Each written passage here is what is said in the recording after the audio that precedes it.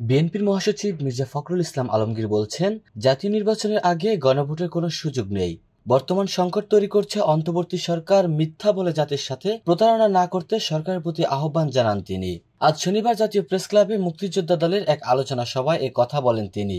এ সময় তিনি আরো বলেন, অত্যন্ত পরিকল্পিতভাবে একটি মহল ৭১কে ভুলিয়ে দিতে চায়, কিন্তু সেটি করার সুযোগ নেই, কারণ ৭১ই বাংলাদেশের জন্ম। মুক্তিযুদ্ধের বিপক্ষ শক্তির ষড়যন্ত্রে লিপ্ত তারা মুক্তিযুদ্ধকে গোলমাল বলেছিলেন, সেটা জাতি ভোলেনি। বিএনপির মহাসচিব আরো বলেন, অভ্যুত্থানের ৩ মাসের মধ্যে নির্বাচন হলে অপশক্তি মাথাচাড়া দিয়ে ওঠার সাহস পেত না। আমাদের ৩১ দফায় সব সংস্কারের কথা স্পষ্টভাবে উল্লেখ রয়েছে। এ সময় তিনি বলেন, আমরাই সংস্কারের পক্ষে। পিআর হবে কিনা সে সিদ্ধান্ত আগামী সংসদ নেবে। পিআর না হলে নির্বাচন হবে না, এ কথা বলে মানুষকে বোকা বানানো হচ্ছে। এ সময় সব ষড়যন্ত্র রুখে দিয়ে বিএনপি গণতন্ত্র প্রতিষ্ঠা করবে বলেও মন্তব্য করেন তিনি। শেখ হাসিনার সাক্ষাৎকার প্রসঙ্গে তিনি বলেন, ভারতে বসে বিভিন্ন মিডিয়াকে শেখ হাসিনা ইন্টারভিউ দিচ্ছেন। শেখ হাসিনাকে ফিরিয়ে দেওয়ার জন্য ভারত সরকারকে অনুরোধ করতে চাই, কারণ তাকে বিচারের মুখোমুখি করতে হবে।